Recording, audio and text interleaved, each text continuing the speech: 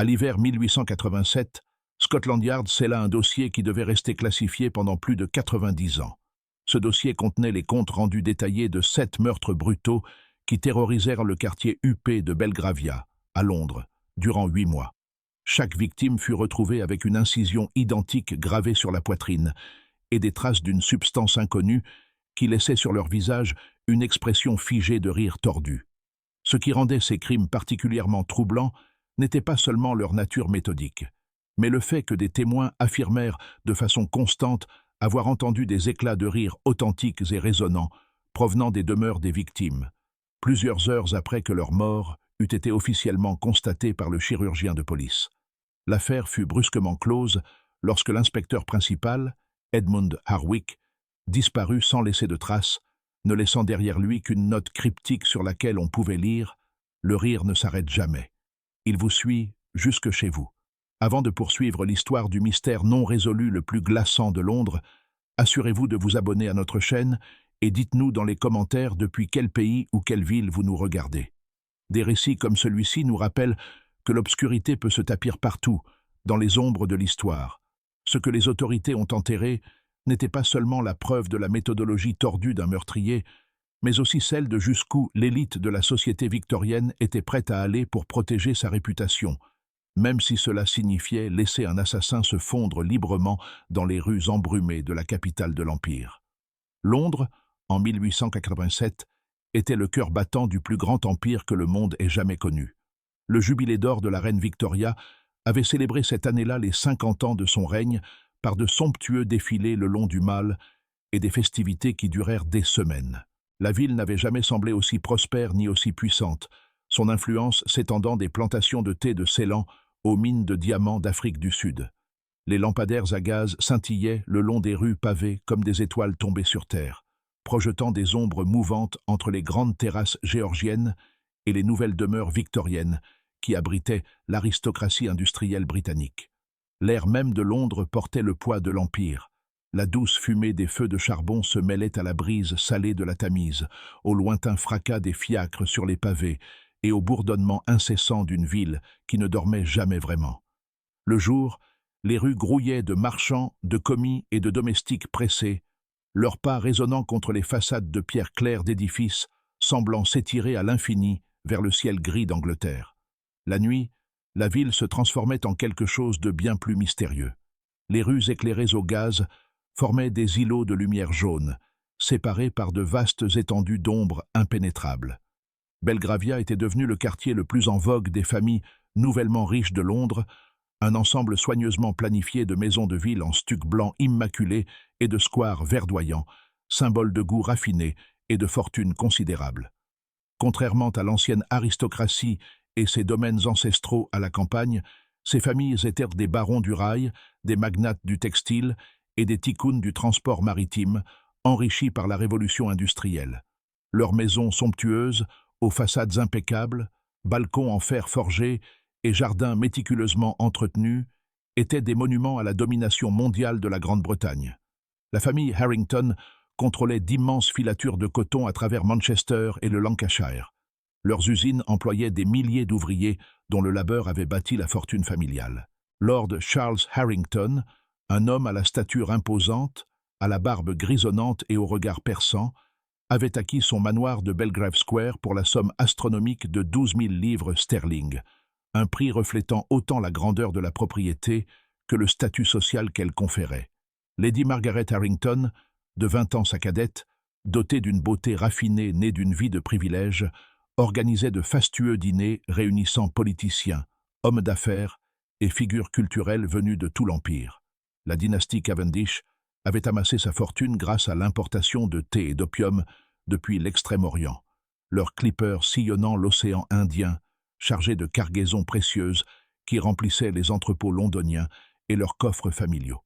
Le plus jeune des frères Cavendish, Geoffrey, avait hérité non seulement d'une immense richesse, mais aussi du goût familial pour les arts, la littérature, la musique et surtout le théâtre. Sa résidence de Chester Square était réputée pour ses salons intimistes, où écrivains, acteurs et intellectuels débattaient des nouveaux courants artistiques européens. La fortune des Pemberton provenait des mines de charbon qui criblaient les collines du pays de Galles et du nord de l'Angleterre. Cet or noir qui alimentait les machines à vapeur de la puissance industrielle britannique.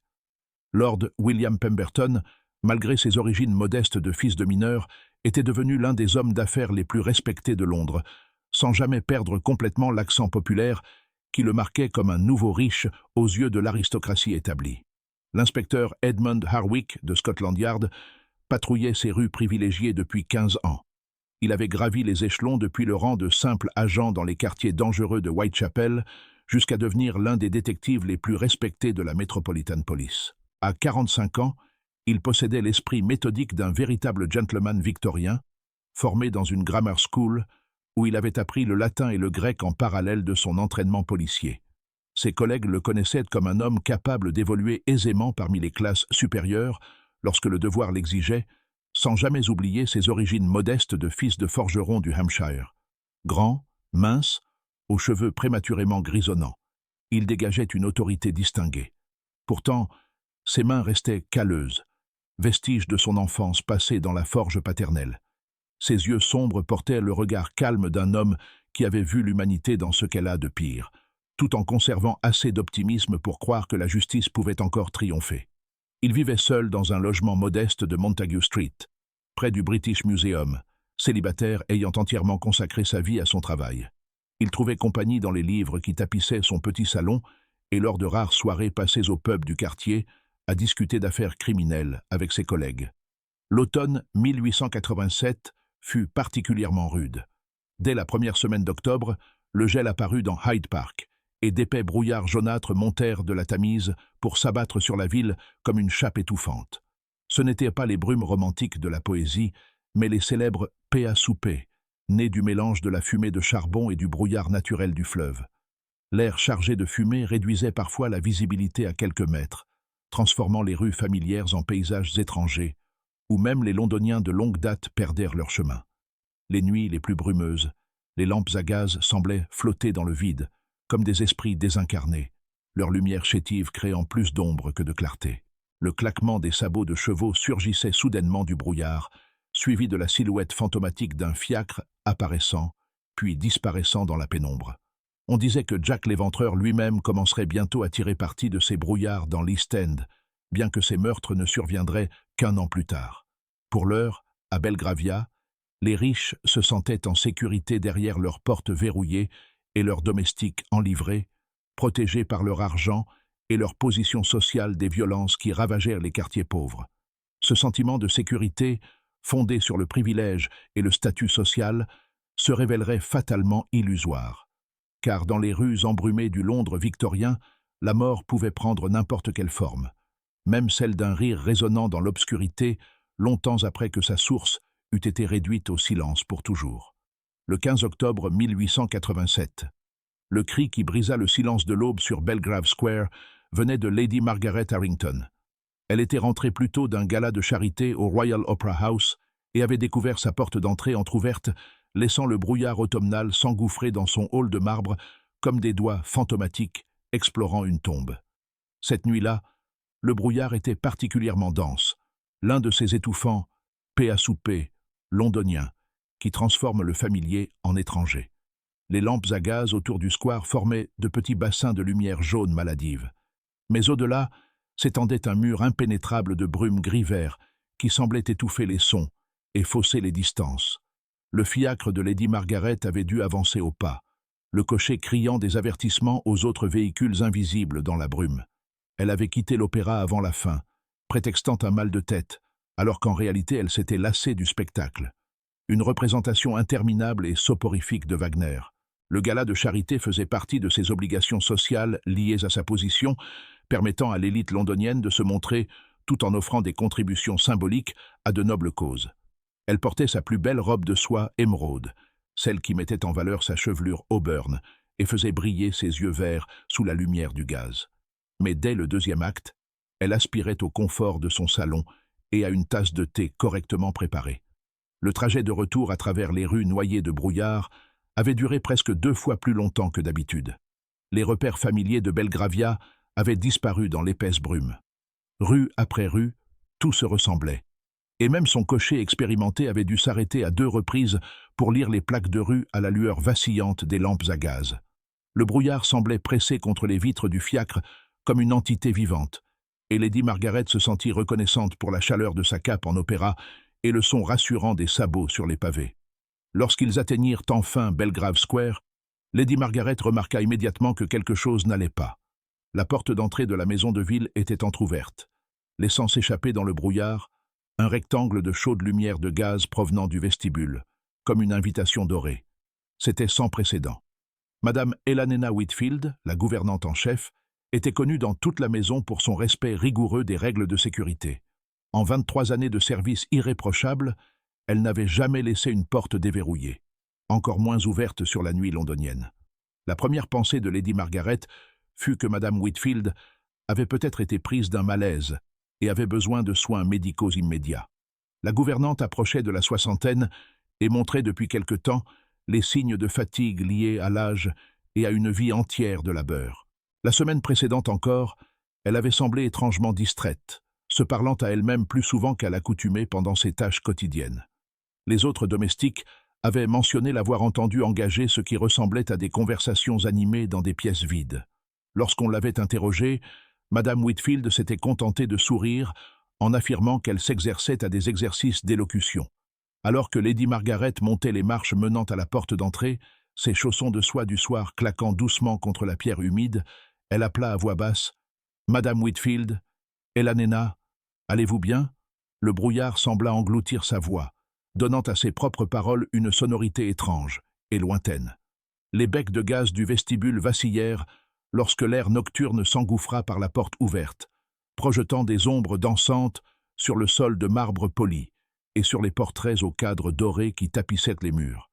Madame Helena Whitfield, gouvernante en chef de la famille Harrington depuis 23 ans, gisait étendue sur le tapis persan du grand salon, son corps disposé avec une précision presque théâtrale qui entrait Lady Margaret jusqu'à la fin de ses jours. Ses cheveux argentés, habituellement tirés en un chignon sévère reflétant son approche rigoureuse de la gestion domestique, avaient été soigneusement arrangés autour de sa tête comme une auréole, chaque mèche placée avec un soin délibéré. Ses mains usées, qui avaient récuré d'innombrables sols et poli des montagnes d'argenterie au fil des décennies, étaient croisées paisiblement sur sa poitrine, à la manière d'un enterrement chrétien approprié. Mais c'était son visage qui transformait la scène de tragédie en cauchemar. Les traits de Madame Whitfield étaient figés dans une expression de rire extatique d'un réalisme troublant, comme une moquerie adressée à la mort elle-même. Sa bouche était grande ouverte dans ce qui semblait être un instant de joie absolue, ses yeux plissés par une gaieté sincère, celle que l'on associe d'ordinaire à une surprise délicieuse. L'effet était si vivant que, l'espace d'un instant, Lady Margaret s'attendit presque à entendre le rire distinctif de sa gouvernante résonner dans le salon. La pièce elle-même portait les marques évidentes d'une lutte violente, contrastant horriblement avec l'expression paisible de la victime. Des meubles avaient été renversés. Un précieux vase chinois gisait en éclats près de la cheminée, et des livres arrachés aux étagères en acajou jonchèrent le sol comme des feuilles mortes. De lourds rideaux de velours avaient été arrachés d'une fenêtre, et la collection de figurines en porcelaine délicate de Lady Margaret reposait brisée parmi les coussins du canapé en crin de cheval. L'inspecteur Harwick arriva alors que la première lumière pâle de l'aube commençait à filtrer à travers le brouillard, accompagné des sons familiers d'un Londres qui s'éveillait, l'appel lointain des laitiers entamant leur tournée, le claquement des sabots du trafic matinal et la montée progressive du bruit de la rue marquant le passage de la nuit au jour. La silhouette grande et mince de l'inspecteur se détachait de façon imposante lorsqu'il émergea du brouillard, son long manteau sombre et son chapeau melon, lui donnant l'allure d'un personnage sorti des romans gothiques, alors en vogue auprès du public londonien. La scène était sans pareille dans la longue carrière de Harwick à Scotland Yard, et il avait vu suffisamment de violence pour remplir plusieurs vies. Le corps de Madame Whitfield présentait des signes évidents d'une lutte longue et acharnée. Ses ongles étaient arrachés et couverts de ce qui semblait être la peau et le sang de son agresseur. De profondes ecchymoses violacées encerclaient sa gorge comme un collier de brutalité, et des blessures défensives le long de ses avant-bras racontaient l'histoire d'une femme qui s'était battue désespérément pour sa survie. Et pourtant, son visage affichait toujours cette expression de joie parfaite et contre nature, comme si elle était morte en assistant à quelque chose d'extraordinairement amusant. « Bon Dieu, monsieur !» murmura le constable James Thornberry, le jeune assistant de Harwick, agenouillé près du corps avec l'air nauséeux d'un homme confronté pour la première fois à une scène de crime véritablement dérangeante. Thornberry avait à peine 22 ans, fraîchement sorti de sa formation à Scotland Yard, et s'adaptait encore aux réalités sombres du travail policier dans le Londres victorien. Regardez son expression, inspecteur. Quel genre de fou pourrait faire une chose pareille? On dirait presque qu'elle est morte de rire. L'inspecteur Harwick examina la scène avec son attention méticuleuse habituelle, se déplaçant dans le salon comme un scientifique consciencieux cataloguant des preuves. Chaque meuble renversé, chaque livre épars, chaque objet brisé racontait une partie de l'histoire des derniers instants de Madame Whitfield. Il nota la position du corps, l'arrangement soigneux des cheveux, le pli délibéré des mains, autant d'indices suggérant que le meurtrier avait passé un temps considérable avec la victime après sa mort, mettant en scène le corps pour un impact psychologique maximal. Le tueur avait gravé un symbole petit, mais précis dans la poitrine de la victime, juste sous la clavicule gauche, un masque théâtral mêlant à la fois la comédie et la tragédie en une seule image profondément dérangeante. Un masque du genre utilisé dans les grands théâtres du West End, où l'élite culturelle londonienne se rassemblait pour assister aux dernières œuvres de Shaw, Wilde et d'autres dramaturges contemporains. La blessure était superficielle et manifestement infligée après la mort. Les bords étaient nets et maîtrisés, non frénétiques. Il s'agissait clairement d'une signature, une carte de visite, plutôt que d'un coup mortel, révélant une planification méthodique, plutôt qu'une violence impulsive. Mais ce fut l'odeur particulière, écœurante et persistante, qui imprégnait le salon, qui troubla le plus profondément l'inspecteur Harwick. Ce n'était pas l'odeur habituelle de la mort et de la décomposition qu'il s'attendait à trouver sur une scène de crime, mais quelque chose de presque médicinal, avec une note sucrée qui lui rappelait l'éther utilisé par les chirurgiens de l'hôpital Saint-Barthélemy.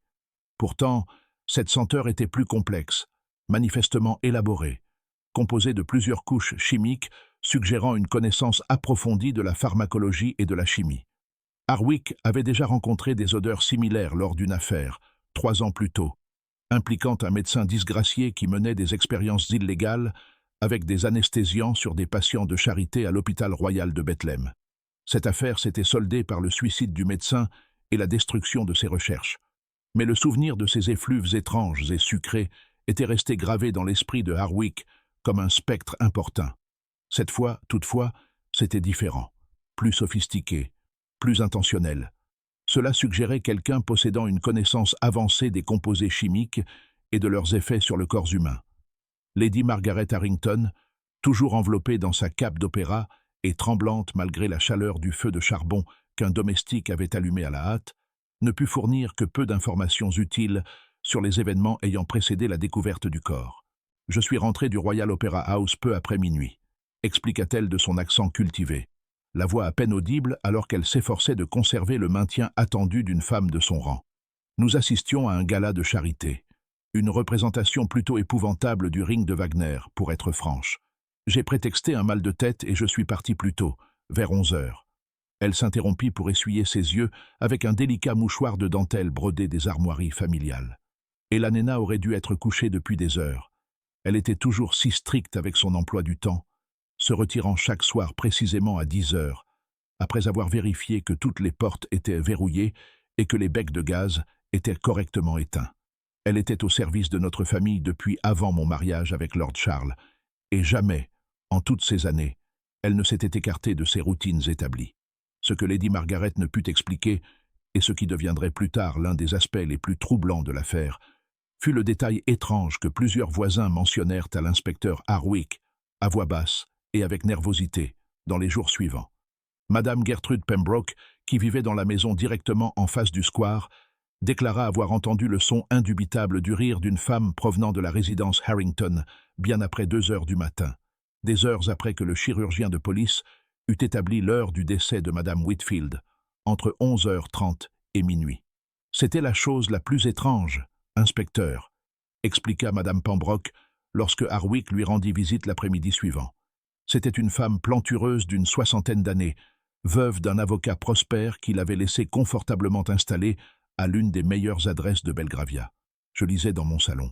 Je souffre d'insomnie, vous comprenez, et je ne parviens souvent pas à dormir avant les premières heures du matin. Le brouillard était si épais que je distinguais à peine l'autre côté du square. Mais le son porte étrangement lors de telles nuits. Elle se cala plus confortablement dans son fauteuil de velours, ses doigts jouant nerveusement avec les franges de son châle en cachemire. Au début, j'ai pensé que Lady Margaret recevait des invités tardifs. Les gens de la haute société ont parfois des horaires peu conventionnels, surtout après le théâtre. Mais ce rire était différent, inspecteur. Il a duré près d'une heure. La même voix de femme, riant encore et encore avec une telle joie que cela aurait presque pu me faire sourire. Et pourtant, il y avait quelque chose de profondément dérangeant. Quelque chose qui m'a poussé à fermer mes rideaux et à tenter de l'oublier. La première victime venait d'être revendiquée par celui que les journaux ne tarderaient pas à surnommer l'homme qui rit. Si l'identité et les motivations du meurtrier restaient aussi mystérieuses que le brouillard enveloppant les rues éclairées au gaz du Londres victorien, l'inspecteur Harwick se retrouvait confronté non seulement à une enquête pour meurtre, mais à une énigme qui semblait défier les fondements mêmes de la pensée rationnelle et de la compréhension scientifique. La nouvelle de ce meurtre brutal se répandit dans les cercles mondains de Belgravia comme une traînée de poudre, malgré les efforts désespérés de la famille Harrington pour préserver la discrétion et protéger sa réputation de toute souillure de scandale. En quelques jours, les salons privés et les clubs huppés de Londres bruissaient de conversations chuchotées sur le malheureux incident survenu à la résidence Harrington, chaque récit ajoutant de nouveaux détails et des spéculations de plus en plus fantaisistes, bien éloignées de la réalité des faits. The Times, toujours soucieux de sa responsabilité envers les classes respectables de Londres, ne publia qu'un court avis soigneusement formulé au sujet d'une tragédie domestique survenue à Belgrave Square. L'article livrait juste assez d'informations pour satisfaire la curiosité du public, tout en évitant les détails sensationnalistes susceptibles de troubler la bonne société. Relégué à la page 6, entre des annonces pour des remèdes brevetés et des avis de prochaines œuvres de charité, le texte se contentait d'indiquer que Madame Eleanor Whitfield, servante de longue date au service de Lord et Lady Harrington, avait été retrouvée décédée dans des circonstances faisant l'objet d'une enquête de la Metropolitan Police. Les journaux à un penny, en revanche, se jetèrent sur l'affaire avec l'appétit typiquement victorien pour le scandale et l'horreur gothique. Illustrated Police News, avec ses gravures tapageuses et sa prose haletante, étala l'histoire en première page sous le titre « Mort mystérieuse à Belgravia ». Une servante retrouvée avec un sourire macabre. L'illustration qui accompagnait l'article, bien que largement inexacte dans ses détails, capturait quelque chose de profondément troublant dans la nature du crime et contribua à graver l'affaire dans l'imaginaire collectif. L'inspecteur Harwick se retrouva à marcher sur une corde raide politique délicate, mobilisant toutes ses compétences diplomatiques et sa compréhension aiguë de la hiérarchie sociale victorienne. La famille Harrington exerçait une influence considérable dans les couloirs du pouvoir londonien. Lord Charles Harrington siégeait non seulement à la Chambre des Lords, mais possédait d'importants investissements dans les chemins de fer à travers l'Empire et entretenait des relations étroites avec plusieurs membres du Parlement. Une seule parole de sa part pouvait ruiner une carrière policière ou, à l'inverse, propulser un détective ambitieux vers les sommets de Scotland Yard et une retraite confortable. Pourtant, le sens aigu de la justice de Harwick, forgé par 15 années de service dans les quartiers les plus rudes de Londres, exigeait une enquête approfondie, quelles qu'en soient les conséquences sociales. Il avait vu trop d'affaires où la richesse et le privilège avaient acheté le silence et permis à des criminels d'échapper à la justice. Madame Whitfield, malgré sa condition modeste de domestique, méritait la même attention méticuleuse que l'on aurait accordée à n'importe quel membre de l'aristocratie. Les premières recherches de l'inspecteur sur le passé de Madame Whitfield révélèrent une femme ayant mené une vie exemplaire de service et de dévouement envers ses employeurs. Née Elanena Caldwell, dans un petit village du Yorkshire, elle était arrivée à Londres à 18 ans pour chercher du travail dans l'une des grandes maisons de la capitale. Grâce à son labeur acharné, à son intelligence naturelle et à sa compréhension instinctive des complexes dynamiques sociales régissant la gestion des foyers victoriens, elle avait gravi les échelons de fille de cuisine à gouvernante en chef en l'espace de 20 ans. Les autres domestiques de la maison Harrington parlèrent d'elle avec une affection et un respect sincères. Sarah Pembroke, la jeune fille de cuisine dont l'attitude nerveuse trahissait le traumatisme d'avoir découvert le corps de sa supérieure, décrivit une femme à la fois sévère et bienveillante. Elle était toujours juste avec nous, expliqua Sarah, la voix à peine audible, tandis qu'elle tordait son tablier blanc amidonné entre ses doigts, tremblants. Elle ne haussait jamais le ton sans raison, et prenait toujours le temps de vous apprendre la bonne manière de faire, si vous montriez de la bonne volonté. Thomas Hartwell, le majordome de la famille Harrington et le collègue le plus proche de Madame Whitfield au sein du personnel, dressa le portrait d'une femme extrêmement fière de son travail, ayant consacré toute sa vie adulte au bon fonctionnement de la maison. Elle connaissait chaque détail de cette demeure. « Inspecteur », déclara-t-il, son maintien formel s'adoucissant légèrement en évoquant sa collègue disparue. Chaque pièce d'argenterie, chaque service de porcelaine, chaque tradition familiale et obligation sociale. Lady Margaret comptait entièrement sur elle, tout comme Lord Charles. Elle était plus qu'une servante. Elle était le cœur de cette maison. Malgré ses témoignages élogieux, les domestiques révélèrent également que Madame Whitfield avait manifesté des comportements inhabituels dans les semaines précédant sa mort. Plusieurs évoquèrent sa tendance croissante à engager ce qui semblait être de longues conversations avec des interlocuteurs invisibles tout en accomplissant ses tâches quotidiennes. Madame Whitfield avait toujours eu le goût du théâtre, expliqua Sarah Pembroke, gagnant en assurance à mesure qu'elle parlait. Parfois, on l'entendait dans l'office ou la cave à vin faire des voix, comme si elle jouait un spectacle pour quelqu'un. Des personnages différents, vous voyez? Tantôt elle parlait comme une grande dame, très distinguée, puis elle passait à un accent ouvrier, ensuite à un accent irlandais ou écossais. Ça nous faisait rire, de l'entendre s'exercer à toutes ses façons de parler.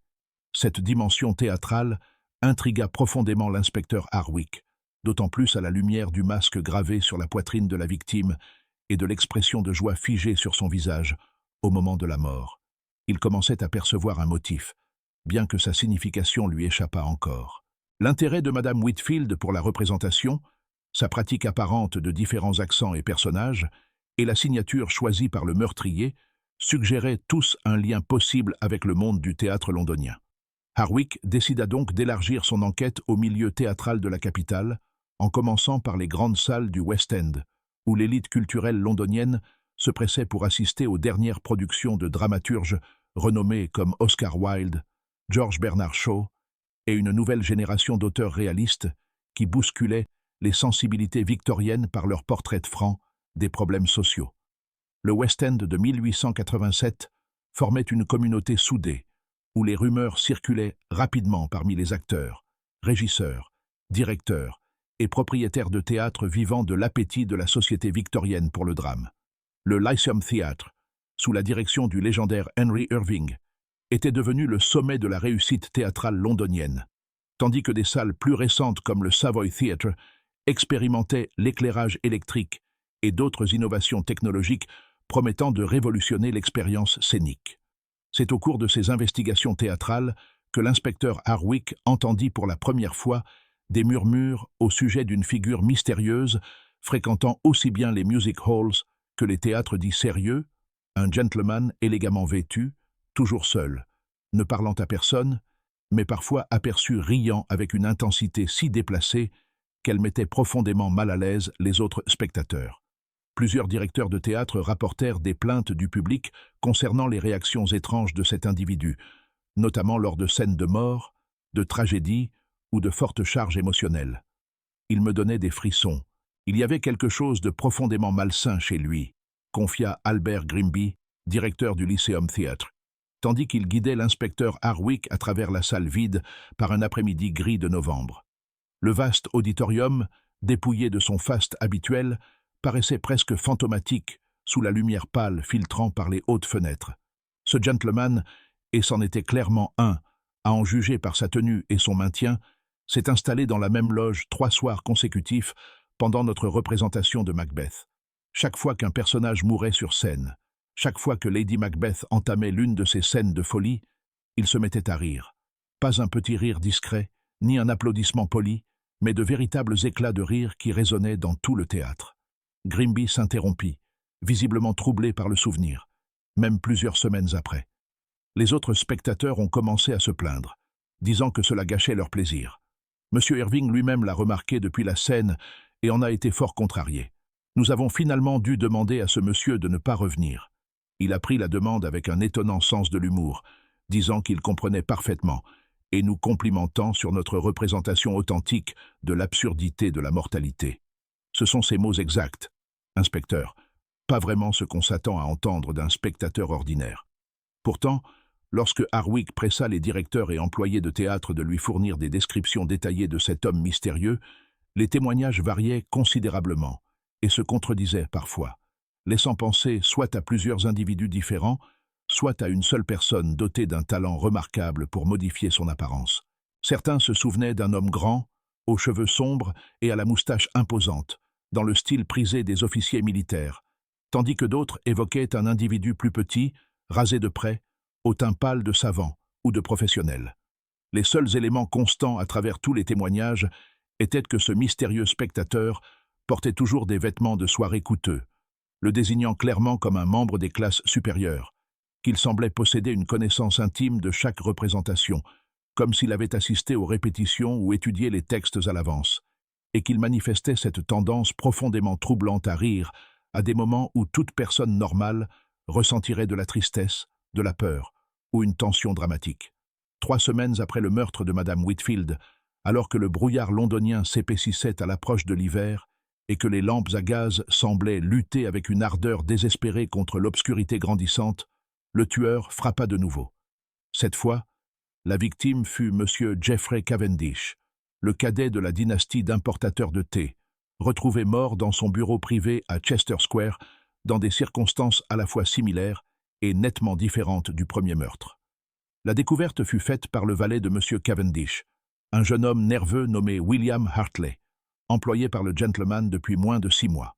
Hartley était arrivé à l'heure habituelle de 7 heures du matin pour allumer les feux et préparer le petit déjeuner de son maître. Mais il trouva la porte du bureau verrouillée de l'intérieur, sans aucune réponse à ses coups de plus en plus affolés. Lorsque la porte fut finalement forcée par un serrurier appelé par la cuisinière de la maison, la scène qui s'offrit à eux resta gravée dans leur mémoire, à jamais. Monsieur Geoffrey Cavendish était assis bien droit dans son fauteuil en cuir favori, un meuble massif placé près de la cheminée, où il passait habituellement ses soirées à lire et à rédiger sa correspondance. Il portait sa veste d'intérieur en velours bordeaux et semblait, au premier regard, simplement endormi, la tête rejetée contre le haut dossier du fauteuil et les mains reposant confortablement sur les accoudoirs. Mais, comme Madame Whitfield avant lui, son visage était figé dans cette même expression de rire extatique et ravissant, semblant se moquer du concept même de la mort. Le bureau racontait une histoire bien différente de celle de la première scène de crime. Là où la mort de Madame Whitfield avait été le résultat d'une lutte violente ayant laissé le salon des Harrington sens dessus-dessous, M. Cavendish semblait être mort paisiblement, presque comme s'il avait succombé à un accès de gaieté irrésistible pendant sa lecture. La pièce était parfaitement ordonnée. Pas un seul livre ne manquait à sa place sur les étagères en acajou qui tapissaient les murs du sol au plafond. Un volume relié de cuir reposait ouvert sur les genoux du défunt, un recueil de pièces comiques du dramaturge contemporain Oscar Wilde, ouvert à une page contenant un passage de l'importance d'être constant. L'ironie n'échappa pas à l'inspecteur Harwick, qui nota que la page ouverte contenait la célèbre réplique de Lady Bracknell sur l'importance de conserver une parfaite maîtrise de soi face aux épreuves de la vie. Mais le détail le plus troublant, celui qui entrait l'inspecteur Harwick pendant des mois, fut révélé par les autres résidents de Chester Square, réveillés au cours de la nuit par des sons provenant de la maison Cavendish. Madame Adelaide Pemberton, une veuve âgée vivant dans la maison mitoyenne, déclara avoir entendu des éclats de rire résonner à travers les murs bien après 3 heures du matin, alors que le chirurgien de police déterminerait plus tard que M. Cavendish était mort entre 10 et 11 heures la veille au soir. C'était la chose la plus étrange, inspecteur, expliqua Madame Pemberton lors de son entretien avec Harwick le lendemain. C'était une femme digne d'une 60aine avancée, veuve d'un marchand maritime prospère qu'il avait laissé confortablement installée à l'une des adresses les plus prestigieuses de Londres. Les murs entre nos maisons sont très épais, conçus pour garantir l'intimité des familles de qualité. Et pourtant, j'entendais le rire de ce monsieur aussi clairement que s'il avait été assis dans mon propre salon. Elle s'interrompit pour verser du thé depuis un service d'argent élaboré, ses mains tremblant légèrement sous l'effet de l'âge ou de la nervosité. Ce qui m'a le plus troublé, inspecteur, c'est la durée. Ce n'était pas un amusement passager comme on peut en ressentir en lisant un passage particulièrement spirituel. Ce rire a duré des heures, s'interrompant parfois quelques minutes avant de reprendre avec une intensité encore plus forte. J'ai fini par prendre un somnifère vers 4 heures du matin, mais même alors, je l'entendais résonner dans mes rêves. L'enquête de l'inspecteur Harwick sur le passé de Jeffrey Cavendish révéla un homme évoluant dans des cercles totalement différents de ceux de Madame Whitfield, rendant le lien entre les deux victimes encore plus énigmatique. Cavendish était un gentleman indépendant de fortune, formé à l'université de Cambridge, où il avait étudié les lettres classiques et la littérature, avant d'hériter d'une richesse considérable issue du commerce familial du thé. Contrairement à son frère aîné Marcus, qui gérait les intérêts commerciaux avec une efficacité implacable, Jeffrey avait choisi de consacrer sa vie aux poursuites intellectuelles et culturelles. Il était un habitué des théâtres londoniens, connu dans tout le West End comme un généreux mécène de nouveaux dramaturges et de productions novatrices.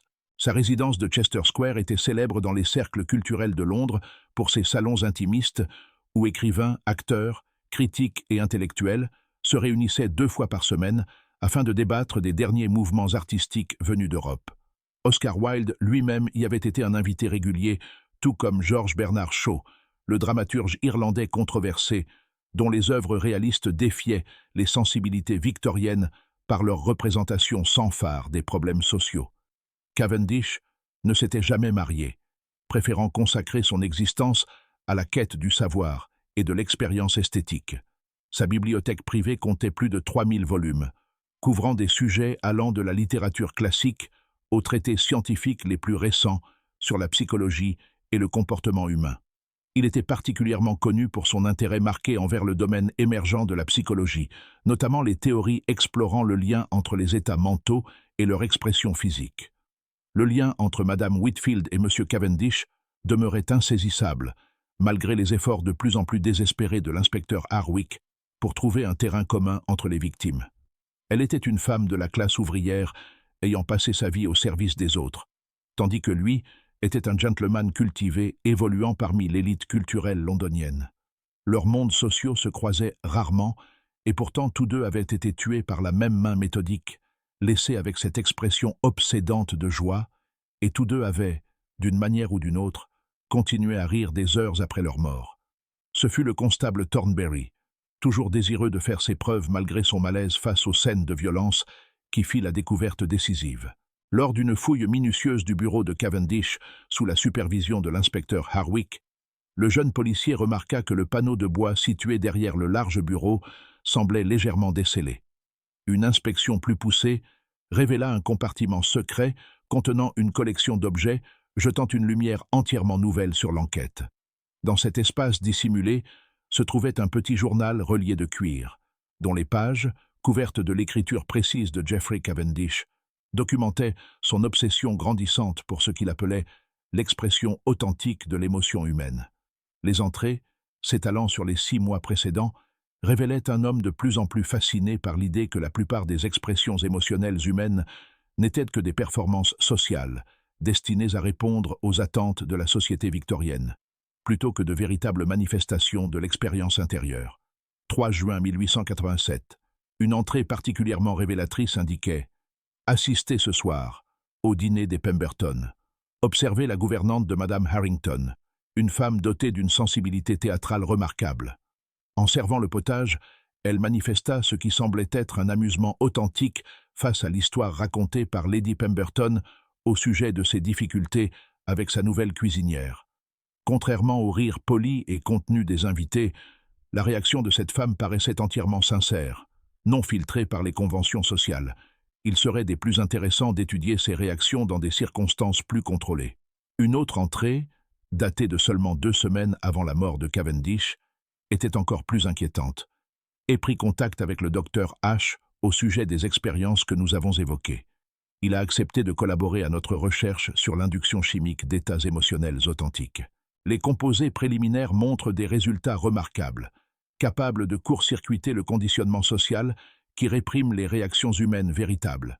Si l'expérience réussit, nous serons enfin témoins d'une émotion pure, libre de toute entrave. Mais ce fut la dernière entrée, rédigée 2 jours seulement avant sa mort, qui fit courir un frisson le long de l'échine de l'inspecteur Harwick lorsqu'il la lut à la lueur vacillante du gaz dans le bureau de Cavendish. Le travail commence demain soir. Le docteur H a perfectionné le composé qui nous permettra d'observer l'émotion humaine authentique, dépouillée de toute prétention sociale. Je me suis porté volontaire pour être le premier sujet, convaincu que ma curiosité scientifique l'emportera sur tout inconfort temporaire. Si nous réussissons, nous comprendrons enfin ce qui se cache sous les masques que nous portons tous dans la société policée. Le journal révélait que Jeffrey Cavendish n'avait pas été une victime, mais un participant volontaire à une expérience horrifique qui avait tourné de manière catastrophique. Mais qui était ce mystérieux Dr H, mentionné à plusieurs reprises dans les écrits? Et quelle était la nature exacte de ces composés chimiques capables de provoquer des états émotionnels aussi extrêmes tout en entraînant la mort? L'esprit de l'inspecteur Harwick s'emballa face aux implications. Si Cavendish avait été un sujet consentant, alors le meurtre de Madame Whitfield prenait une dimension entièrement différente. Peut-être n'avait-elle pas été une victime choisie au hasard non plus, mais liée à ses expériences d'une manière encore inconnue. Les éléments théâtraux, les masques gravés, les expressions figées de rire, les sons de gaieté persistants des heures après la mort, tout suggérait un meurtrier possédant une connaissance approfondie à la fois de la chimie et de la psychologie humaine. Caché sous le journal, le constable Thornberry découvrit une liasse de correspondances apportant de nouveaux indices. Les lettres, rédigées d'une écriture érudite et signées uniquement de l'initiale H, évoquaient des formules chimiques complexes et des théories sur la relation entre la conscience et l'expression émotionnelle. Une lettre datée de 3 mois plus tôt se révéla particulièrement révélatrice. « Mon cher Cavendish, vos observations sur la nature artificielle de l'émotion sociale confirment mes propres recherches sur les fondements chimiques du sentiment humain. Je crois que nous sommes à l'aube d'une découverte qui révolutionnera notre compréhension de la conscience elle-même. Les composés que j'ai développés peuvent contourner le conditionnement social qui réprime les réactions authentiques, nous permettant d'observer l'émotion pure dans son état naturel. Je dois toutefois vous mettre en garde. Les effets ne sont pas encore entièrement compris, et le dosage exige une précision absolue afin d'éviter des conséquences imprévues. À mesure que l'inspecteur Harwick parcourait cette correspondance, il commençait à reconstituer le tableau d'une expérimentation systématique allant bien au-delà d'un simple meurtre. Quelqu'un possédant des connaissances avancées en chimie et en psychologie menait des recherches sur la manipulation des émotions humaines, utilisant la population londonienne à son insu comme sujet d'essai. Les éléments théâtraux n'étaient pas des signatures arbitraires, mais des symboles soigneusement choisis, représentant l'opposition entre la performance sociale artificielle et l'expression émotionnelle authentique. Au moment même où l'on pensait avoir atteint l'horreur ultime, la terreur s'intensifiait dans le quartier le plus élégant de Londres. Si cette histoire vous donne des frissons, partagez cette vidéo avec un ami amateur de mystères sombres. Cliquez sur « J'aime » pour soutenir notre travail et abonnez-vous pour ne jamais manquer des récits de ce genre. Découvrons ensemble ce qui se passe ensuite dans cette sinistre histoire du Londres victorien. L'inspecteur Harwick comprit avec une horreur grandissante qu'il n'enquêtait plus sur des meurtres isolés, mais sur une série d'expérimentations humaines méthodiques, menées par quelqu'un disposant de connaissances sophistiquées en chimie et en psychologie. Cette révélation transforma entièrement son approche de l'affaire. Il ne traquait plus un assassin conventionnel, mais ce qui s'apparentait à un savant fou utilisant les habitants de Londres comme sujet de laboratoire. Les recherches de l'inspecteur sur le cercle intellectuel de Jeffrey Cavendish le conduisirent dans les profondeurs obscures de la pseudoscience victorienne et de la médecine expérimentale. Londres, en 1887, était un foyer d'innovation scientifique et de spéculation, où la recherche légitime se confondait souvent avec le charlatanisme, et où des hommes ambitieux repoussaient les limites de l'éthique au nom de la renommée et de la découverte. Cavendish était membre de plusieurs sociétés intellectuelles, se réunissant régulièrement dans les salons privés de clubs de gentlemen à travers Londres. L'Athenaeum Club, avec sa façade néoclassique imposante sur Pall Mall, servait de quartier général à la Royal Geographical Society et attirait les esprits les plus éminents des sciences et des lettres de l'Empire. Mais ce furent les groupes plus restreints et spécialisés qui attirèrent l'attention de l'inspecteur Harwick. Des organisations comme la Society for Psychical Research et le London Anthropological Institute, où les théories les plus récentes sur la conscience et le comportement humain étaient débattues avec une intensité passionnée. Parmi les participants réguliers à ces réunions figurait le docteur Sebastian Hartwell, un ancien médecin radié de l'ordre 3 ans plus tôt, après des accusations d'expérimentation non autorisée sur des patients de l'hôpital royal de Bethléem, le tristement célèbre asile de Bedlam, où les malades mentaux londoniens étaient enfermés dans des conditions qui auraient choqué même les sensibilités endurcies de l'époque victorienne. La chute de Hartwell avait été spectaculaire et largement documentée dans les revues médicales de l'époque. Autrefois considéré comme l'un des jeunes médecins les plus prometteurs de Londres, avec un cabinet à la mode sur Harley Street et une réputation de traitement novateur des troubles nerveux, il était devenu progressivement obsédé par les manifestations physiques des états mentaux. Ses recherches se concentraient tout particulièrement sur les expressions faciales accompagnant les émotions extrêmes, et il avait développé des théories de plus en plus controversées sur la possibilité d'induire chimiquement des états psychologiques spécifiques. Hartwell était brillant, je vous l'accorde, expliqua le professeur Marcus Rothwell de l'University College London, lorsque l'inspecteur Harwick le retrouva dans son bureau encombré donnant sur Gower Street. Rothwell, lui-même chercheur respecté dans le domaine émergent de la psychologie expérimentale, avait connu Hartwell durant leurs années d'études à l'Université d'Édimbourg. Mais il était totalement dépourvu de toute contrainte morale lorsqu'il s'agissait de ses recherches. Il croyait que le véritable progrès scientifique exigeait des expérimentations dépassant les limites de l'éthique conventionnelle. Le professeur s'interrompit pour nettoyer ses lunettes, son attitude académique troublée par les souvenirs de la descente de son ancien collègue dans l'obsession scientifique. Hartwell parlait souvent de développer des composés chimiques capables de provoquer des états émotionnels précis tout en maintenant le sujet conscient et lucide. Il s'intéressait tout particulièrement à l'expression de la joie et du rire, estimant que le bonheur authentique était l'émotion la plus difficile à produire artificiellement.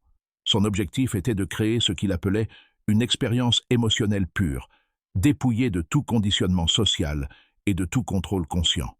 Lorsque l'inspecteur Harwick tenta de localiser le docteur Hartwell, il découvrit que celui-ci avait disparu de ses modestes logements de Bloomsbury plusieurs semaines auparavant, ne laissant derrière lui qu'une collection troublante de carnets remplis de dessins anatomiques détaillés des muscles du visage et de formules chimiques apparemment destinées à agir sur le système nerveux humain. La logeuse, Madame Agnes Butterworth, déclara que son locataire menait d'étranges expériences dans ses chambres, travaillant souvent tard dans la nuit avec des appareils chimiques qui remplissaient la pension d'odeurs inhabituelles. C'était un homme étrange, expliqua Madame Butterworth en conduisant l'inspecteur Harwick à travers les pièces vides ayant servi à la fois de laboratoire et de logement à Hartwell. Toujours poli, et il payait son loyer à temps. Mais il y avait ces odeurs bizarres à toute heure, une senteur chimique sucrée qui vous faisait pleurer des yeux, et parfois des bruits comme quelqu'un répétant des discours ou des performances théâtrales. Les lieux eux-mêmes fournirent des preuves inquiétantes de l'ampleur des recherches du docteur Hartwell. Derrière une cloison dissimulée, l'inspecteur Harwick découvrit un laboratoire chimique complet équipé de cornues en verre, d'appareils de chauffage et d'une vaste collection de flacons contenant diverses poudres et liquides. Plus troublantes encore étaient les notes détaillant des expériences avec différentes combinaisons chimiques et leurs effets sur des sujets humains, dont l'identité restait inconnue. Un carnet contenait des mesures et des observations si précises qu'elles glacèrent le sang de l'inspecteur. Le sujet présente un rire involontaire, environ 15 minutes après l'administration. L'expression devient de plus en plus intense au cours des 30 minutes suivantes, atteignant une euphorie maximale au bout de 45 minutes. Le sujet reste conscient tout au long du processus, mais semble incapable de contrôler les muscles du visage ou les vocalisations.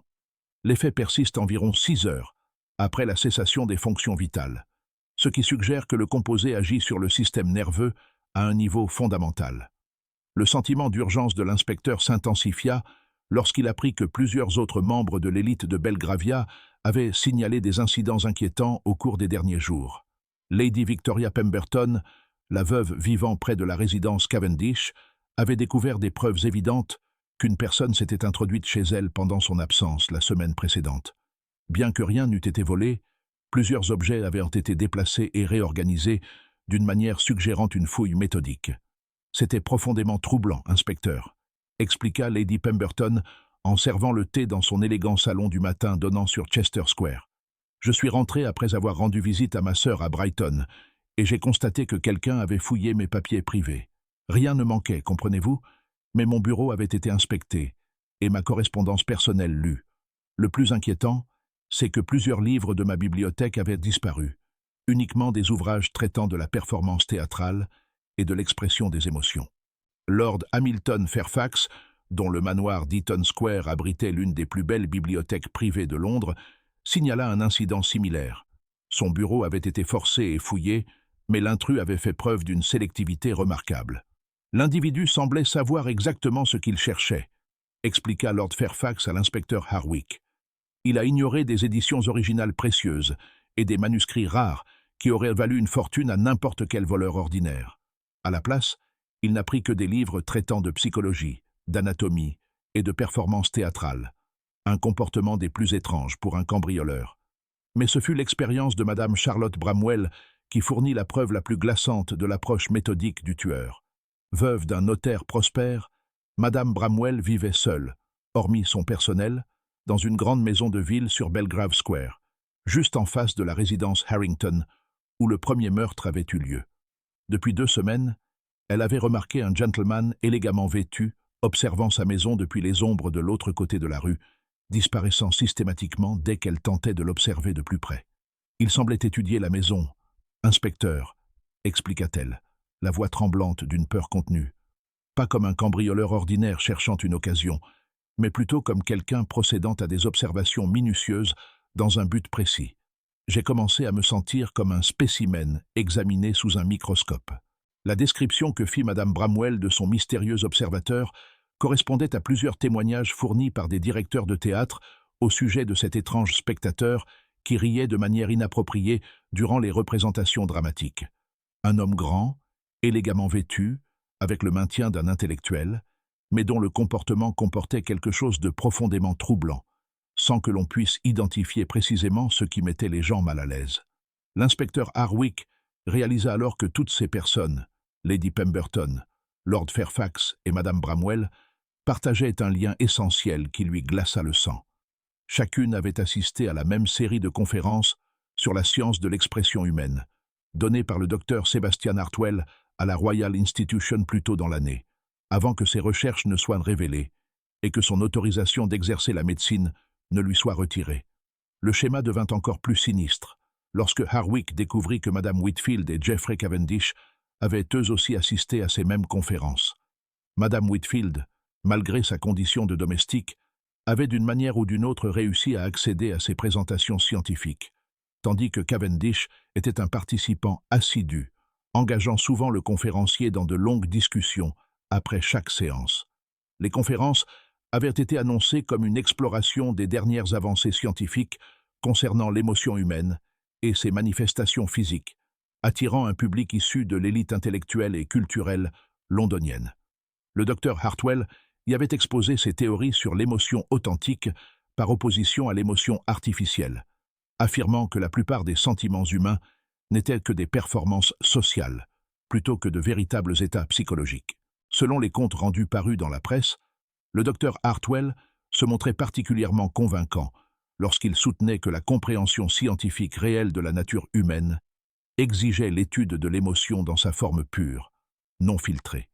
Il suggérait que des composés chimiques pourraient être développés afin de contourner le conditionnement social et révéler les réactions émotionnelles authentiques enfouies sous le vernis du comportement civilisé. Ce qu'aucun des membres de l'auditoire n'avait compris, c'est que le docteur Hartwell ne se contentait pas de présenter des possibilités théoriques. Il exposait en réalité un programme d'expérimentation humaine qu'il avait l'intention de mener, utilisant les participants eux-mêmes comme sujets à leur insu. Le tueur ne choisissait pas ses victimes au hasard. Il procédait méthodiquement à partir d'une liste de personnes ayant manifesté un intérêt pour ces théories inquiétantes sur la manipulation des émotions humaines. Alors que l'hiver s'installait et que les brouillards londoniens s'épaississaient, transformant les rues éclairées au gaz en un labyrinthe d'ombres et d'incertitudes, l'inspecteur Harwick se retrouva engagé dans une course contre la montre pour protéger les victimes potentielles, tout en traquant un adversaire qui comprenait la psychologie humaine d'une manière défiant les méthodes policières conventionnelles. L'affaire avait largement dépassé le cadre d'une simple enquête pour meurtre. Elle était devenue une tentative désespérée d'arrêter une entreprise d'expérimentation humaine systématique menée par quelqu'un qui considérait ses semblables comme de simples sujets de laboratoire. L'enquête de l'inspecteur révéla que le docteur Hartwell se préparait à ses expériences depuis des mois, sélectionnant soigneusement des sujets ayant montré de l'intérêt pour ses théories et recueillant méthodiquement des informations sur leurs habitudes, leurs emplois du temps et leur vulnérabilité. Les éléments théâtraux, les masques gravés, les expressions figées de rire, les sons de gaieté persistants après la mort, n'étaient pas des signatures arbitraires, mais des symboles soigneusement élaborés, destinés à démontrer ses théories sur la nature artificielle de l'émotion sociale. Chaque meurtre n'était pas seulement un acte de violence, mais une démonstration scientifique visant à prouver les idées du docteur sur l'expression émotionnelle authentique. Les victimes ne mouraient pas de violences conventionnelles, mais de composés chimiques provoquant une euphorie écrasante tout en déclenchant des réactions physiologiques mortelles. Les rires entendus des heures après la mort n'étaient pas des phénomènes surnaturels, mais la preuve de substances affectant le système nerveux de manière si profonde qu'elles continuaient à influencer le corps même après la mort cérébrale. L'inspecteur Harwick comprit alors qu'il affrontait un adversaire combinant la méthodologie impitoyable d'un scientifique avec la psychologie tordue d'un tueur en série. Le docteur Hartwell ne se contentait pas de tuer. Il menait des recherches systématiques sur la nature de la conscience humaine, utilisant le meurtre comme méthode expérimentale et l'élite londonienne comme sujets involontaires.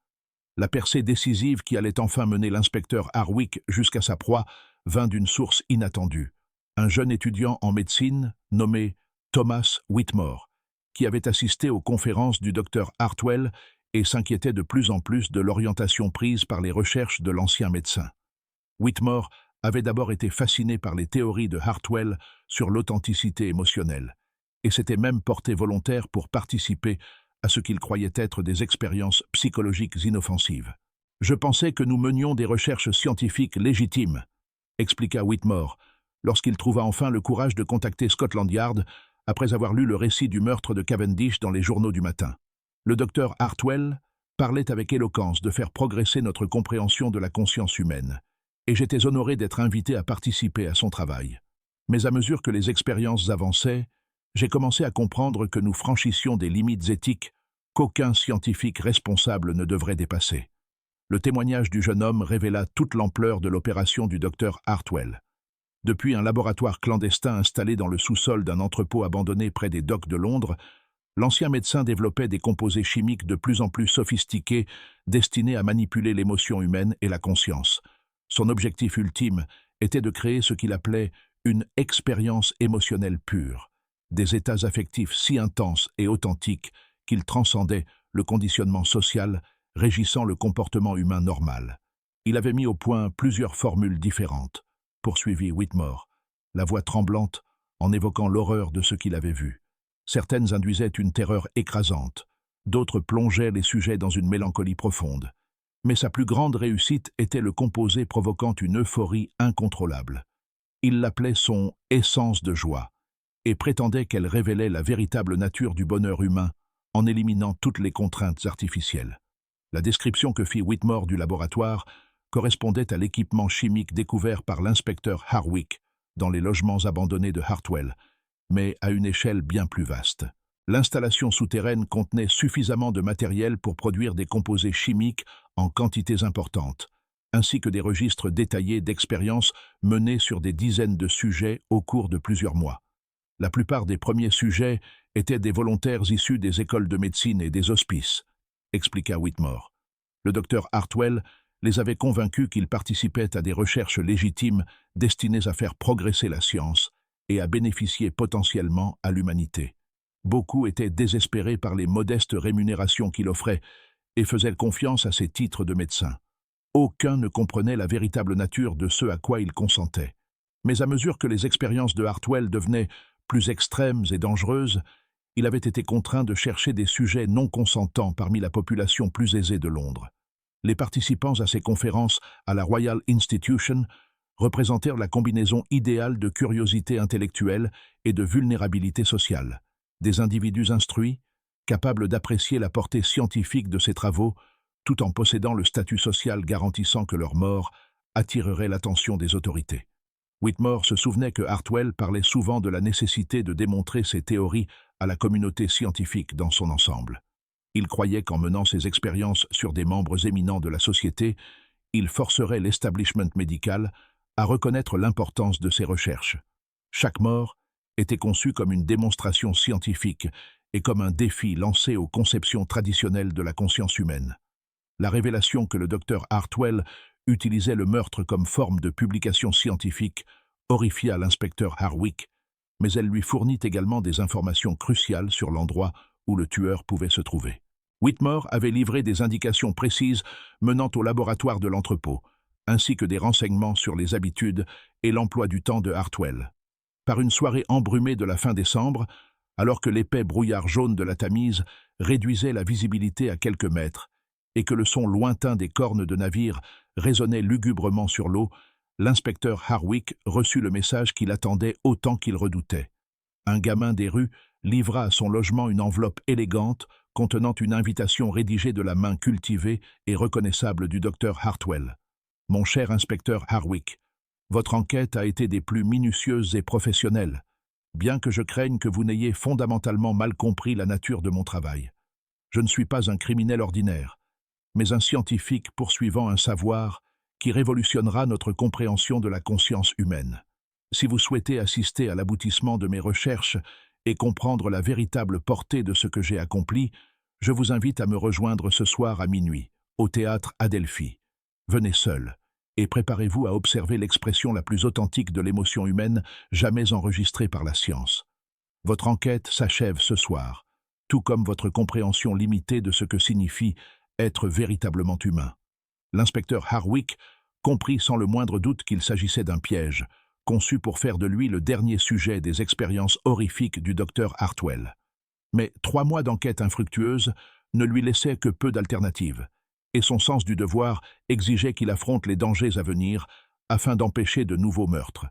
Il prit soin d'organiser un dispositif discret, demandant à des agents de soutien de le suivre à distance. Il s'arma de son revolver de service, ainsi que d'un petit flacon de sels aromatiques, susceptible de contrer une éventuelle incapacitation chimique, puis s'engagea dans les rues noyées de brouillard, en direction de ce qu'il pressentait être l'ultime confrontation avec l'homme qui rit. Le théâtre Adelphi se dressait sombre et désert sur le Strand, sa grande façade néoclassique projetant des ombres inquiétantes dans la faible lumière des lampes à gaz qui peinaient à percer l'épaisse brume. La porte de service était restée déverrouillée, et l'inspecteur Harwick se retrouva à avancer dans des couloirs vides, tapissés d'affiches théâtrales, annonçant des productions ayant diverti le public londonien pendant des décennies. Le bâtiment semblait résonner des souvenirs fantomatiques de milliers de représentations passées, l'air lui-même chargé des émotions accumulées d'innombrables acteurs et spectateurs. En se dirigeant vers la salle principale, Harwick entendit des voix provenant de la scène. Non pas la voix unique qu'il attendait, mais ce qui ressemblait à une conversation entre plusieurs personnes. La révélation que le docteur Hartwell n'était pas seul fit courir un frisson le long de l'échine de l'inspecteur, qui comprit alors que l'ampleur de la conspiration dépassait tout ce qu'il avait imaginé. Il les découvrit sur la scène, éclairés par un unique projecteur à chaux vive, projetant des ombres dures sur l'arche ornée du prosénium. Le docteur Sebastian Hartwell se tenait au centre, tel un conférencier s'adressant à un auditoire invisible. À ses côtés, bien vivant malgré les rapports officiels annonçant sa mort, se trouvait Geoffrey Cavendish. Le cadet de la famille Cavendish n'avait jamais été assassiné. Il avait été, dès le début, un collaborateur volontaire des expériences de Hartwell. « Inspecteur Harwick », lança le docteur Hartwell, sa voix portant sans effort dans le théâtre vide, avec la projection assurée d'un homme habitué à s'adresser à de vastes assemblées. Quelle ponctualité remarquable pour assister à notre représentation finale. Je vous en prie, prenez place au premier rang. Vous voudrez observer attentivement les événements, car ils représentent l'aboutissement de plusieurs années de recherche scientifique sur la nature de l'émotion humaine authentique. La vérité, telle qu'elle se révéla au fil de la longue explication de Hartwell, était plus dérangeante encore que tout ce qu'Harwick avait pu imaginer.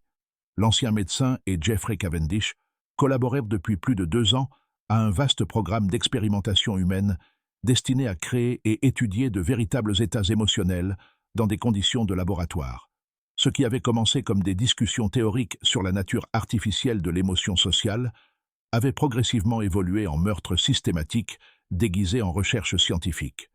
La beauté de notre méthodologie, inspecteur, réside dans sa précision et son élégance, expliqua Cavendish avec le détachement académique glaçant d'un professeur d'université commentant un spécimen particulièrement intéressant. Nous avons réussi à développer des composés chimiques capables d'induire n'importe quel état émotionnel désiré, tout en maintenant la pleine conscience et lucidité du sujet. Madame Whitfield était morte, en éprouvant une joie pure et non filtrée. Non pas le bonheur poli attendu en société, mais une euphorie authentique, indépendante de toute circonstance extérieure. Le docteur Hartwell s'avança jusqu'au bord de la scène, ses mouvements précis et calculés, tels ceux d'un chirurgien s'apprêtant à effectuer une opération délicate. Chaque sujet nous a fourni des données inestimables sur les manifestations physiologiques des émotions extrêmes. Nous avons cartographié les contractions exactes des muscles faciaux associés à la terreur véritable, au chagrin authentique et, notre plus grande réussite, à la joie pure, libérée de tout conditionnement social. Les vocalisations persistantes observées après la mort clinique prouvent que nos composés agissent sur la conscience à des niveaux bien plus profonds que ce que l'on croyait possible. L'inspecteur Harwick comprit alors que le masque théâtral gravé sur la poitrine de chaque victime symbolisait la conviction de Hartwell, selon laquelle toute émotion humaine ordinaire n'était qu'une performance, un masque social porté pour satisfaire les attentes de la société civilisée. Selon lui, seule l'intervention chimique permettait de révéler le sentiment authentique, débarrassé des contraintes artificielles du comportement victorien convenable. « Mais vous avez commis une erreur cruciale dans votre enquête, inspecteur », poursuivit Hartwell, prenant le ton d'un professeur corrigeant un élève prometteur, mais égaré. « Vous avez supposé que nous avions choisi nos sujets au hasard parmi les participants à mes conférences, alors que chaque décès a été soigneusement orchestré pour créer les conditions idéales de notre expérience ultime. L'induction d'une terreur authentique chez un homme convaincu de garder le contrôle de la situation. » Toute l'horreur du piège apparut lorsque Hartwell révéla que l'inspecteur Harwick n'avait pas découvert leur repère grâce à son habileté d'enquêteur, mais avait été méthodiquement manipulé afin de devenir le dernier sujet de leur série d'expériences. Chaque indice trouvé, chaque témoignage recueilli, chaque élément de preuve découvert avait été soigneusement placé pour le conduire à cet instant précis, en ce lieu précis. Vos collègues de Scotland Yard ont été interceptés par nos associés et ne viendront pas à votre secours, ajouta Jeffrey Cavendish avec une cruauté désinvolte. Il nous fallait un sujet d'une intelligence exceptionnelle et doté d'un contrôle émotionnel remarquable pour notre démonstration finale. Et votre réputation d'enquêteur méthodique faisait de vous le candidat idéal. Vos derniers instants fourniront des données inestimables sur les manifestations physiologiques de la peur extrême chez un professionnel aguerri aux situations dangereuses. Le docteur Hartwell leva un petit flacon de verre contenant un liquide limpide, semblant luire de sa propre lumière sous l'éclat brutal du projecteur à chaux vive. Ce composé représente l'aboutissement de nos recherches, inspecteur. Contrairement à la substance euphorisante utilisée sur nos précédents sujets, cette formulation vous permettra d'éprouver une terreur pure et non diluée, tout en demeurant parfaitement conscient et lucide. Votre mort nous apportera la dernière donnée nécessaire pour achever notre compréhension de l'émotion humaine authentique. Mais l'inspecteur Harwick avait survécu 15 années de service dans les quartiers les plus dangereux de Londres, en ne sous-estimant jamais ses adversaires et en conservant toujours plusieurs plans d'évasion. Tandis que Hartwell descendait de la scène, suivi de près par Cavendish, Harwick feignit la résignation et la soumission, tout en préparant secrètement une manœuvre désespérée, sa seule chance de survie. Caché dans la poche de son gilet se trouvait un petit miroir qu'il transportait habituellement pour envoyer des signaux lors d'opérations de surveillance. Lorsque Hartwell s'approcha avec le flacon, Harwick sortit soudain le miroir et détourna le faisceau du projecteur directement vers les yeux des deux hommes, les aveuglant temporairement et perturbant leur attaque soigneusement planifiée. La lutte qui s'ensuivit fut brève mais violente, se déroulant sur la scène du théâtre Adelphi, sous le regard muet des rangées de sièges vides, témoins silencieux d'un affrontement entre la folie scientifique et la justice. Jeffrey Cavendish, malgré son éducation distinguée et son raffinement social, ne faisait pas le poids face à un policier chevronné entraîné au combat rapproché. Le docteur Hartwell, aveuglé et désorienté par la lumière, recula en trébuchant vers la fosse d'orchestre, tentant désespérément de conserver le flacon de composés chimiques. En définitive, ce fut sa propre précision scientifique qui causa sa perte. En tombant dans la fosse, le flacon de verre se brisa sur le plancher de bois, libérant son contenu dans l'air. Hartwell et Jeffrey Cavendish, alors inconscients, inhalèrent les vapeurs concentrées du composé, induisant la terreur, initialement destinée à l'inspecteur Harwick.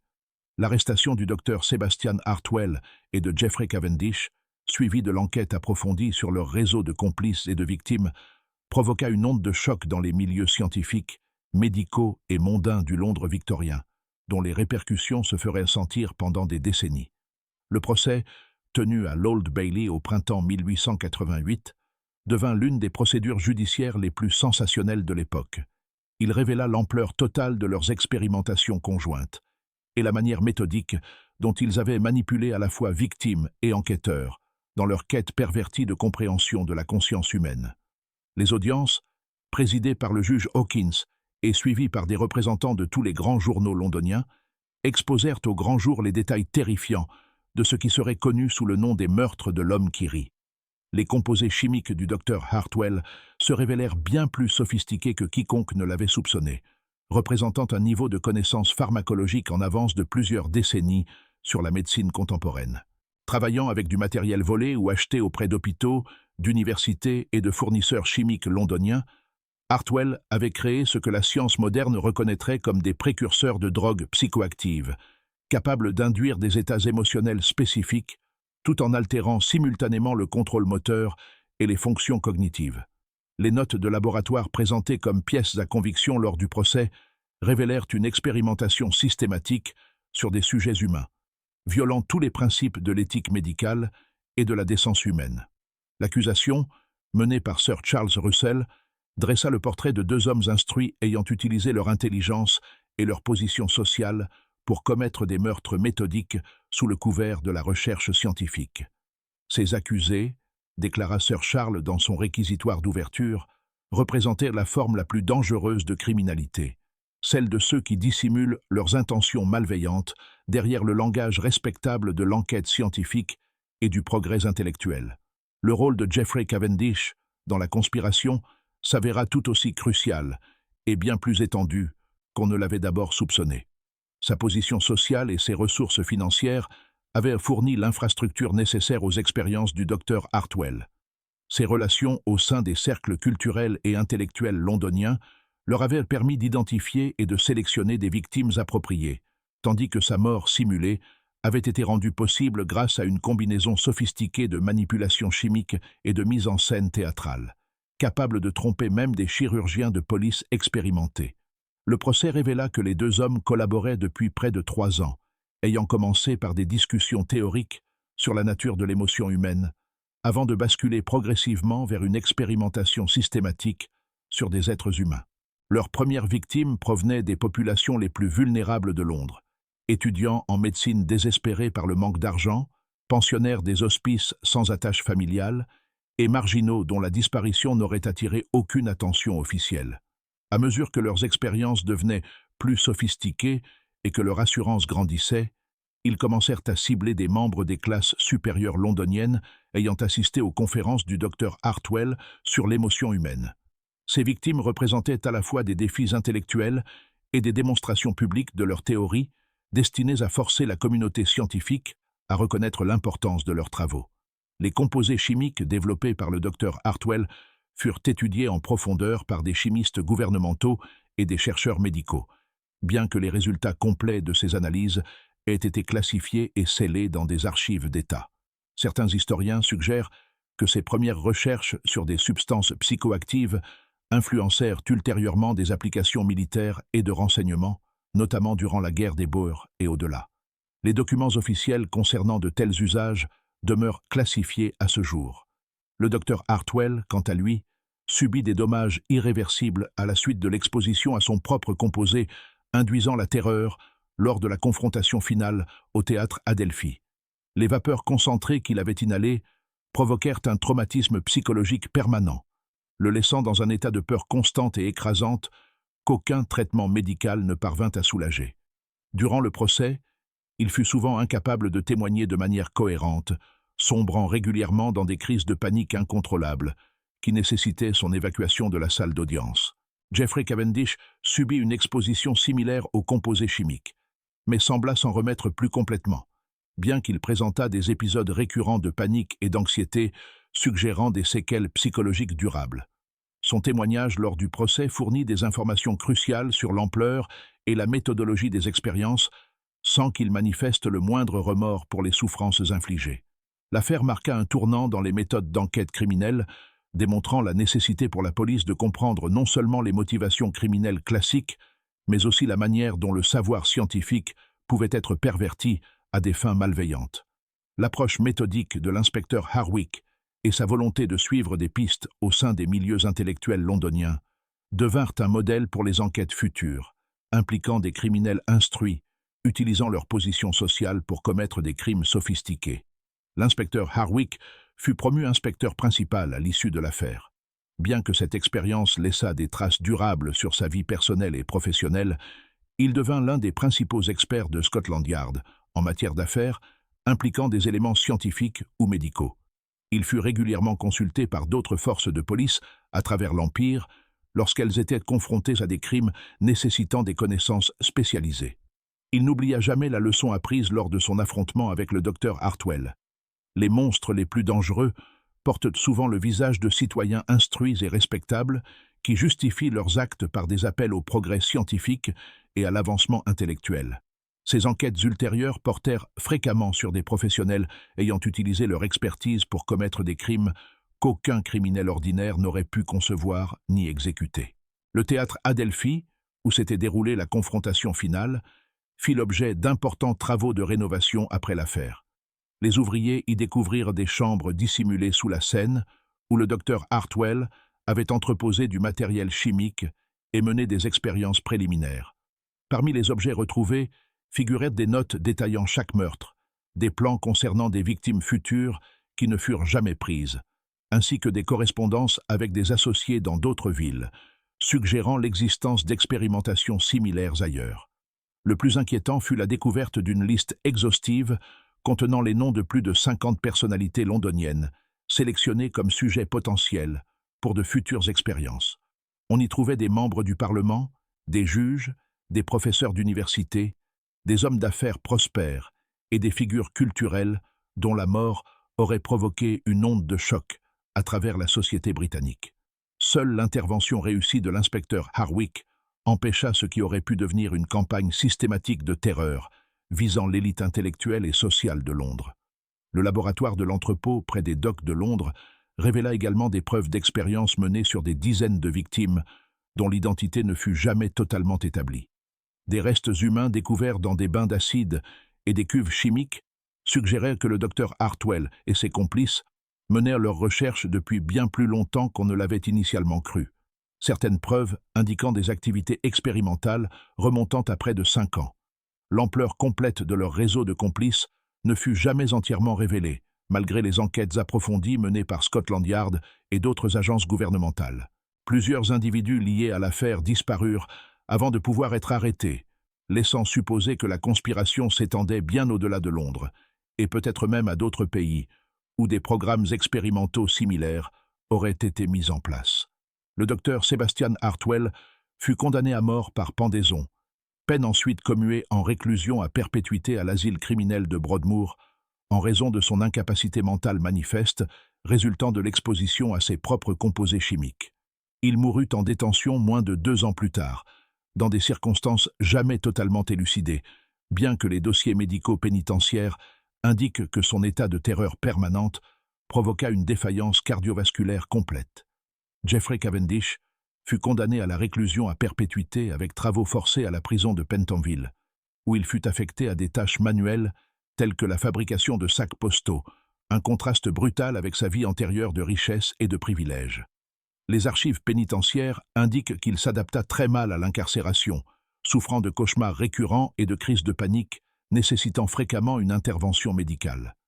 Il mourut dans sa cellule en 1890, apparemment de cause naturelle, bien que certains codétenus aient affirmé l'avoir entendu rire de manière incontrôlable pendant des heures avant sa mort. Un écho sinistre des symptômes vécus par ses anciennes victimes. Les formules chimiques développées par le docteur Hartwell ne furent jamais entièrement reconstituées malgré les efforts intensifs des chimistes et chercheurs gouvernementaux. La majorité de ces notes de laboratoire furent délibérément détruites au cours de l'enquête, afin d'éviter que ces informations ne tombent entre de mauvaises mains, bien que certaines copies aient été conservées par diverses agences d'État pour d'éventuelles recherches futures.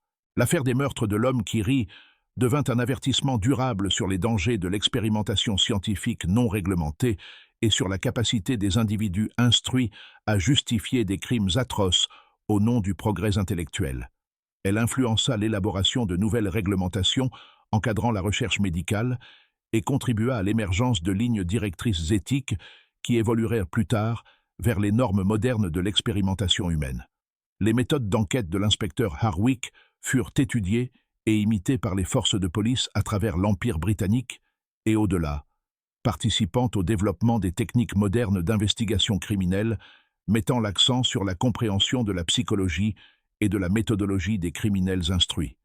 Ces notes détaillées devinrent des lectures obligatoires dans les académies de police et influencèrent toute une génération de détectives confrontés à des entreprises criminelles de plus en plus sophistiquées. L'impact social de l'affaire dépassa largement le cercle immédiat des victimes et de leurs familles. La communauté intellectuelle londonienne dut affronter une réalité dérangeante. Le progrès scientifique n'était pas intrinsèquement vertueux, et ni l'éducation ni la position sociale ne garantissaient un comportement moral.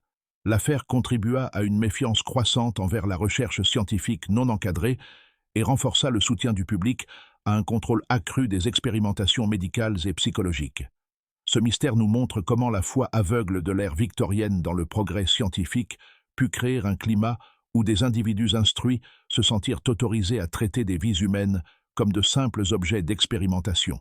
La quête de savoir, détachée de toute considération morale et de contraintes éthiques, mena à des crimes bien plus terrifiants que ceux commis par des criminels ordinaires mus par la cupidité ou la passion. Cette affaire nous rappelle que les individus les plus dangereux sont souvent ceux qui possèdent l'intelligence et l'éducation nécessaires pour rationaliser leurs actes maléfiques au nom de causes prétendument supérieures. Le docteur Hartwell et Jeffrey Cavendish croyaient sincèrement que leurs recherches feraient progresser la compréhension humaine et bénéficieraient à la société, tout en assassinant méthodiquement des innocents au service de leur vision dévoyée du progrès scientifique. Qu'en pensez-vous? Croyez-vous que toutes les victimes aient été découvertes? Ou pourrait-il y en avoir eu d'autres dont la mort n'a jamais été reliée aux expériences du docteur Hartwell?